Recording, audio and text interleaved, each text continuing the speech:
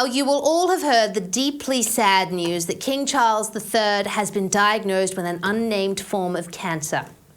It was discovered after the king underwent a procedure for an enlarged prostate, and he is now undergoing regular outpatient treatments.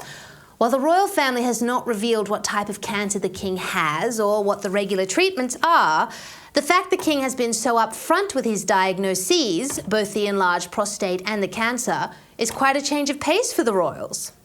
How unusual is it to share a diagnosis like cancer for a royal?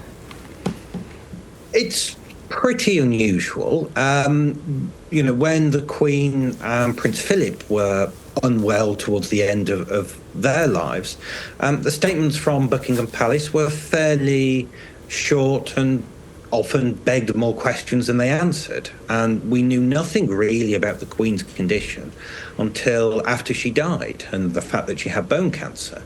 So this is a very different approach and follows what happened with, his prostate sort of 2 weeks ago when they announced that with the idea of increasing awareness of these conditions and encouraging men in particular who are very bad at going to the doctor, and am as well, encouraging men to do that. So let's hope the king's candid approach to his health does inspire a few more men to visit the doctor.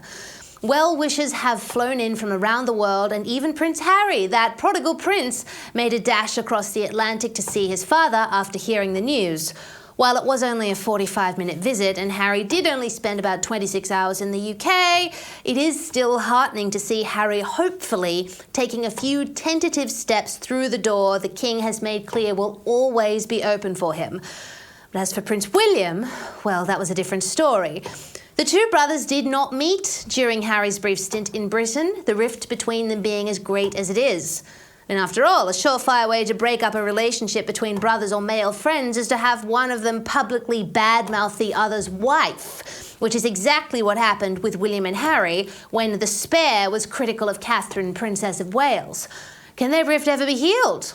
Well, royal commentator Jenny Bond has a rather pessimistic view. But then we got the news that there is no plan whatsoever for William to meet Harry. We're told that there are indications that Harry would be willing to meet his brother if that was on offer. But I think William has shown today, really, that he has disowned Harry, doesn't want to know him, probably doesn't even like him anymore. And Harry is just not part of his life. I think that rift is so deep now. And that has been shown by Harry being here and them not meeting. It's so deep that I really do wonder if it can ever be mended. It's upsetting, certainly, but it is a potential reality that Prince William and Prince Harry will never heal their relationship. However, the fact the brothers didn't end up meeting could be to do with the fact that Prince William is rather busy of late. Not only is he looking after his wife, the Princess of Wales, following her abdominal surgery, he's also back at his royal duties, having hosted an investiture ceremony at Windsor Castle. He even attended a charity gala dinner for Air Ambulance in London, where he rubbed shoulders with none other than Hollywood heavyweight Tom Cruise. That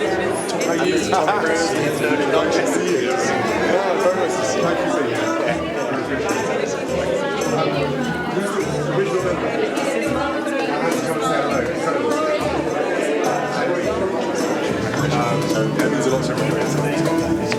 So you get the whole aviation part. It's great to see you. A few jokes good. Don't break any heads. Good.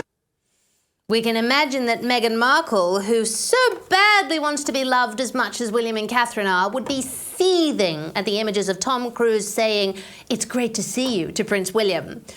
But putting aside the family speculation, the horrible irony of King Charles being diagnosed with cancer just 17 months into his reign is sadly inescapable. He waited 70 years to be monarch, never impatiently, never with resentment, always with a sense of duty and gratitude. Now, not even a year and a half after he became king, he finds himself having to significantly pare back his royal duties, perhaps for months, while he undergoes treatment.